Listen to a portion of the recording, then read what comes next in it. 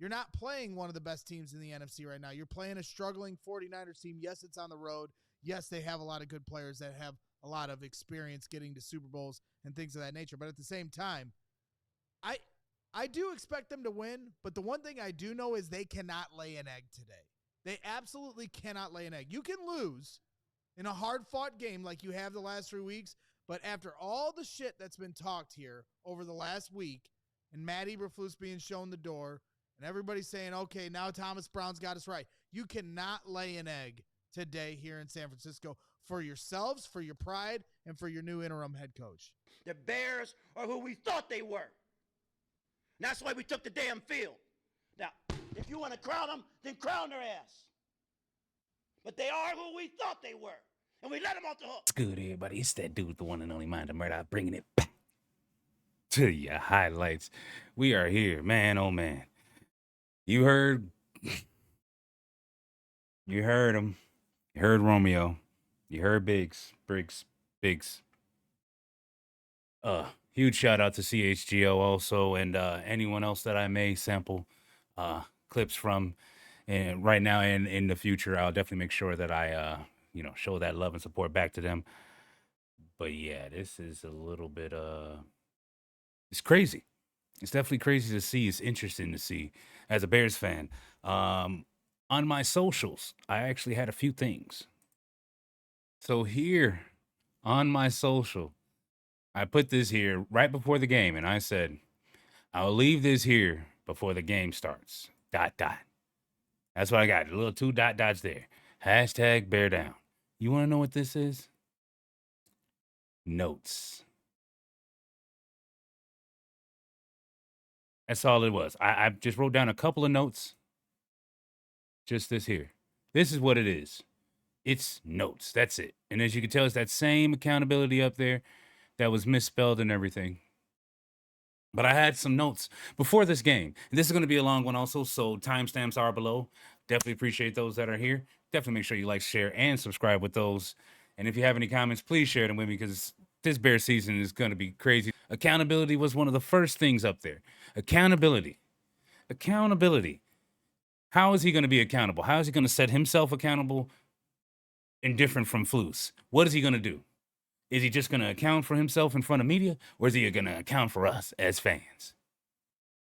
As you can tell, he's just doing it for fans and media at the end of the day. Because this team is not being held accountable for nothing. They really aren't. Because there's no way that game should have went like that after such a change at the coaching position. Just doesn't make sense whatsoever. It just really doesn't. Also, TB, one thing that I am liking about Thomas Brown that I would like to see maybe future coaches or just coaches in general say, his injury reports. Whenever he gives injury reports, magnifico. It's great. Cool. That's nice. Cool. Whatever. You know what to say, but you just don't know what your job is. You just don't know what to do. It just didn't make any sense. It just didn't. It didn't make any sense whatsoever. You can't score in the whole first half. You have too many offensive weapons to not be able to do something. We got to get 3 points out of every single drive, at least. And it doesn't make sense that just doesn't happen with this team and this type of firepower. You know what I'm saying? Yes, this offensive line is atrocious, giving Caleb no time, making it look like it's him all day with, a good majority, I would say maybe 30% is Caleb, but legitimately 70%, if not more, is definitely that offensive line and the play calling itself that's not working within the design of the personnel that's there. So it's very difficult to be here as a Bears fan going through this and seeing what it is. And I mean, I'm damn near 40 at this point. I mean, it's a lot. It's definitely a lot. 8-4 record, but reversed. We could have been 8-4 right about now. Hail Marys and a couple other players stopped us from being 8-4, but at the same time, this team would have got smacked in the playoffs. Looking at how this sequence, see the words can't even come to me. The synergy of this team is not there whatsoever. Even my words isn't there for it, so it just doesn't matter. And the biggest thing is the recent chemistry. I was thinking in the last couple games, will we actually win from that? Will we? Is there actual chemistry from that, or are we just looking like we're executing against teams that we needed to execute against? San Francisco 49ers are a team that legitimately had everybody damn near hurt, but still, this coaching staff couldn't do it. Thomas Brown was a part of the coaching staff with Matt Eberflus, so he is also a part of the problem. He said it himself. He is not devoid of the problem. So he knows himself he is definitely a part of the problem. So at the end of the day, he is not the answer. We need to have a coach and a staff that's in here that wants to work with Caleb and no one else. They're not looking at the future. They're not looking at anyone else at quarterback. And then we want that coach to be offensively minded. My bad. If he's offensively minded, guess what? It works out much better because Chicago, our history has been nothing but defense. We're known for defense, monsters of the Midway. Ooh, rah. Who cares about the Midway? Who would come through the Midway? We say monsters of the Midway like people come past it a lot. Come on now. Like realistically, we haven't been the level of competition in quite some time. You know, and all I mean by quite some time is just 6 years, which is a long time. It's a long time. It's definitely a long time to be competing and looking like a well-ran team. But at the end of the day, the reason why we are given, as Bears fans and just in general, that leeway with the 6 years or just in general having this bad times because we have been finally, after all these years, going for quarterbacks in the recent years. We've been going for quarterbacks with our top picks in the recent years. Beforehand, the Bears weren't doing that. So now things look like it's changing, but not necessarily for the best or, you know, the good at this point. And during this game, you know, we saw some people doing all right. Special teams, Tim Hightower, stop it. When you're talking to media, shut up. Shut up. I almost went to curse. Just shut up. Okay? He over here talking about something, I'm going to give you a good morning. I'm going to need a good morning. This is that media. After you see this, I hope every single media person sees this. You tell him he doesn't get a good morning until we get a good team. How about that? He doesn't get a good morning until his special teams actually executes and does everything that they need to. And the fact that our punter is the best thing coming from our special teams, it's a great thing, but it's a horrible thing at the same time. It does show that Ryan Poles, once again, hit on a draft pick. So that's a good thing. But then also, Ryan Poles, you got your issues too there, sir. He's hitting on some and missing on a lot. He hasn't traded for someone yet that's been productive enough to make us move and make us shake. He's traded for people that made us productive in the stance of winning that game or at least looking good at that time. Montez Sweat. You know, you got your Khalil Max. You know. So it's just been him trading away and keeping certain people. And last but not least, before we actually get into this, let me say this. Let me say this because I might say it in the highlights. Stevenson, number 29. Get off the field. I'm done with you. Ever since that Washington game, you have been horrible. Horrible. Your effort hasn't been there. You've just been horrible, and they've been dotting you up all game. And on a side note, Jalen Johnson, you're nowhere close. Nowhere close to top 5. Nowhere close. Nowhere close. You're barely making top 10. Because I'm always seeing you stumbling, and I'm damn near seeing you on the floor way too much. But without further ado, I know I don't usually do this thing. I am sorry for those that didn't actually like to see that energy from me in the beginning of this, but it's just so great to actually see how this all turned out. Without further ado, let's get to these highlights, y'all. It's just so crazy to me. Good game, though. Good game. Bear down. So you see him really blanketing one side. Let's see how the 49ers attack him. On third down. Bang. Too easy. Tremont Edmonds, he needs to go. He needs to go. Because he was letting Kittle cross him every single time. Watching Kittle cross him. Letting him get right behind him. I understand that you're covering a zone. But when you see certain players like this, you better man him up. You better know that that's your target. And number 49 was trash. Here they go, following the timeout. Purdy looking end zone. Too easy. And who was that? Who was that on? Following the timeout. Purdy looking end zone. He throws. Stevenson. Jawan Jennings. Just been horrible the whole time, man. I just don't understand it. He should have been benched so he could understand how serious it was. Since he wasn't benched, he doesn't see it as serious, and he just slacked the rest of this year. It's just sad. I like Stevenson, no lie, but at the same time, dude, you are just you messing up, man. Whew. Bang, bang. And there goes Jalen Johnson on the ground again. Him and Debo. And I get it. This is a hard professional sport. But at the end of the day, when you're getting paid like you are, and you're a professional, come on now. I couldn't dream of the money that they get paid for one game. There's no way I could fail this much at work. Williams can't find anyone. Down he goes. It's Edwards. We're saying Williams couldn't find anyone. Let's check this real quick. Bang, look at that. Look at that. There's nothing. What is this? What is this? What is this? What is this? This is what I mean by play calling and design. Who should I throw the ball to? This is our boy Dan Orlowski. Mr. 0-16 himself. 2, 3, 4. All four. Within, what, 5-6 yards of each other again? What is this play calling? What's this play design? Throw the ball to. Who do I give it to?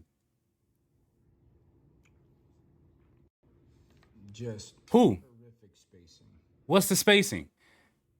People want to blame Caleb so much. Look at this. What is this play calling? I try to say it all the time. What's happening down the field? People want to say, throw the ball. What is happening down the field? And this is the play design. The players can only run what they're given. They can only run what they're given because they need to run what they're given because that's what the quarterback knows is what they're given. But if this is what they're given, stop it. Just It's just crazy sometimes, man. Let's get back at it. Back at the 10-yard line. I mean, that was all game. Darnell Wright looking just, man, he's looking bad. Darnell Wright looks soft now. He looks as soft as he talks. Start from the 36, pump fake, and then Purdy throws one. Too easy. He just right there. Look at Edmonds once again. Wide open.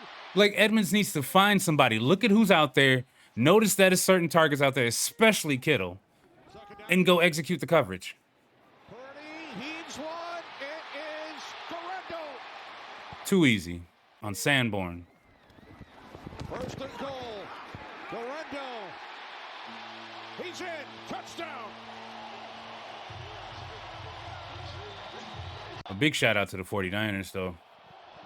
And realistically, the 49ers aren't that good of a team at all this year when it comes down to all these injuries and everything. It's just Kyle Shanahan is a brilliant play designer.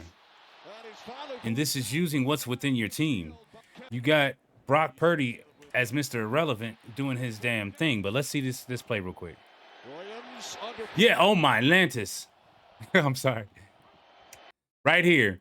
You would want him to either bang and hit the DJ.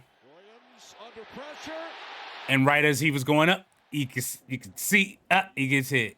It's all right. There's Kittle, his third catch. Too easy. Linebacking core is one of the weakest linebacking cores I've seen in a long time. I was trying to be respectful. Big fan. He is. Bang. Too easy. Right in front of Edmonds every single time. Edmonds is one of the worst linebackers I've seen out there. He's just long and lanky for no reason. He is actually one of Matt Eberflus's biggest choices. And look at that. Look at that. He's there for no reason. 49. Nothing. He could have stopped it. He could have did something. Nothing. He has no closing speed. Nothing. Effort, closing speed, nothing. He was Matt Eberflus's choice. So everyone, let's go back and remember Matt Eberflus wanted certain people, and let's get rid of them. Oh. And let's check out that one. I'm sorry. I know today's reaction is a bit high energy. You know, I definitely understand that and apologize for anyone that's being offended by it. But at the end of the day, this is just ridiculous. And on a side note, also, reason why I haven't been able to post is I've actually lost a couple of family members and close family members from, personal friends and family. So I haven't been able to do anything like that. So I definitely appreciate those that are here giving me that support right now. I definitely do. So I want to say that on a side note. 5. Williams escapes. This right here, look at the center get thrown away. Pack. You gotta go, Sheldon. You gotta go. You are the worst. For a quarterback to see his center get ate up like that, bro, I'm not throwing nothing. I'll take the sack and live with it. This right here was one of the worst things I've ever seen for Kevin Byard. Look at his speed. Nothing. He has no speed. No closing speed, and he slowed down. Let's let this thing ride. I definitely know this is a long one, so definitely I appreciate those that are here. Make sure you hit that follow button. Like or subscribe, depending on what medium you're watching it. Once again, this is again. Look at that. Look at that. Edmonds knows, back up. If Kettle's behind you, back up. He just went past you, back up. You back up and you start taking that zone. He does nothing with it. Does nothing with it. Does nothing with it. Third and goal. Purdy moving to his left.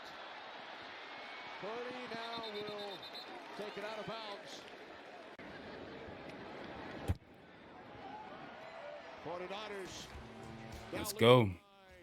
Blowing them out. I believe by this point we only had 25 yards in general. That's how you know the play calling and design was not there. And let's look at this offensive line. Bad back Braxton. Bad weak back Braxton. Horrible. Look at that.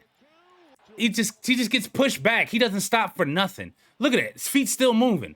He can't get any base. Like, Braxton is just bad. That's how you know anybody this coaching staff chose to keep needs to go. Now, my biggest issue is, what if Ryan Poles wanted these guys to stay? That means Poles might be the issue. Because Poles just drafted these guys. He just signed certain people. But how much co-signing did he do to get these players? I hope this was all Matt Eberflus. Third down and 3. Here's Swift. They keep it on the ground. And Swift picks up a first down. Third down and 2. Williams complete. It's a first down. One thing that definitely got to me was all the screenplay that we seen with this. With Caleb Williams. One thing I really don't want to see with the Bears is so many screens. I get it. They're trying to say this is the one way that they can get the ball to DJ. It ain't. There's so many other ways. But this seemingly is the only productive way to get it to DJ. Give it to him in the open field. That means give it to him by himself and he doesn't have any teammates to help. That's very sad strategy. That shows that the Bears team ain't got it. And I really wish we did, man. I love my team. I love my squad forever. My godfather got me into the Bears. Bang! Oh, man. Let's go, baby. I was loving that one, baby. Roman Dunze. Hold on. The taps. Put the taps. With the toe taps. That's that R&R, baby. That rookie to rookie. It was definitely a lot of rookie to rookie connection with Caleb and Rome. Bang. That right there. Straight up dot. Boom. Straight to Cole's hands. Cole dropped it. He's the third leading rusher in NFL history. Right, you would never know it, right? They never talk about it. Pass intended for Pearsall. Ricky Pearsall. Great skill guys. Second down and 8. Bang. Williams pass. Beautiful work, Rome. Let's go. Shanahan gets another challenge because he won one of the first 2. Bang. Let's go. And that right there, they won the challenge against Keenan Allen. Keenan Allen had to get that right back and actually got a much better pass for his 950th pass. This right here, from what I seen, it did look like the tuck rule, and it looked like it just got hit. And now they're saying that it's a fumble. So they say Williams had moving. At this point, when you're a team that's losing, you can't expect to get calls. You really can't. You really can't. When you're a losing team and you have bad effort, bad coaching, not disciplined, we really can't expect to get these calls, even if it is our calls. We really can't. Why? Because they just don't want to believe. And officials won't trust you. They won't believe you. Following the game's first turnover. And now Too easy. It is caught by Jennings. Too easy. What is this play calling design? What is this defensive alignment? Too easy. Why is he by himself? Why would Kettle? out of all these guys, Kettle be by himself. Kittle, my bad, Kittle. I said Kettle, my bad, Kittle. Because Kittle is definitely one of the next up-and-coming great tight ends. But Gronk is definitely number one when it comes down to that. Well, Gronk is today's number one. Me, I'm an Antonio Gates guy. I like my go, Caleb, go, go, go, go. A little scampering. But yeah. There's a lot to build on for the Bears offensively. Bang. I like my Shannon Sharps, my Todd Heaps, my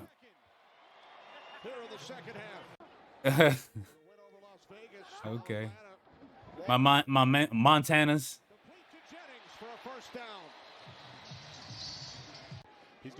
Isn't that his name? Chiefs tight end?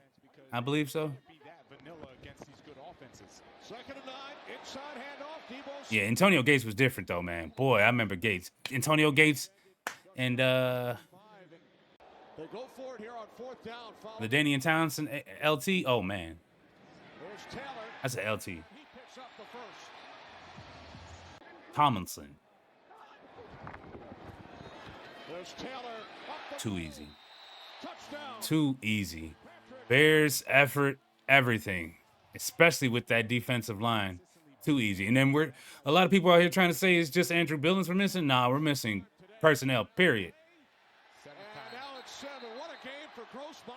Now that might have been the one that's definitely on him. Let's see. Nope. Baxton. Look at bad Baxton. I only say bad Baxton. I don't know if he has a bad back. I ain't paid too much attention to his injury report. But Braxton Jones, this man, he just stiff backs. So I call him bad Baxton. Look at this. Stiff back and pushing back. Back. Caleb couldn't even look this way without getting hit. Watch. Once Caleb looks, boom. He's already grabbed. Bad Baxton Jones. Whew. Too easy. And that right there actually helped Owens most likely keep his job, at least definitely for the end of this year and most likely next year to go ahead and back up whoever we have. But Owens, you definitely need some milk your damn self, brother. That game was good. It was definitely good overall. I definitely appreciate those that were here to watch it with me. And if you were here for that rant in the beginning, definitely appreciate that also. This team needs some milk, man. We really need to do some things. I have a lot of things in mind, a lot of notes that I took on the side, so definitely look forward to that video later on this week. And for all the love and support recently on the YouTube channel, thank you so much. It really means a lot to me. I haven't really thought about this being something to really, initiate and really drive into, but with all this support and everything, and, if we do get monetization and stuff like that on this, it'll be nice. But until next time, y'all, it's that dude with the mind of. And I'll be seeing y'all on the next clip. We're going to go ahead and check out what Green Bay and Detroit was all about.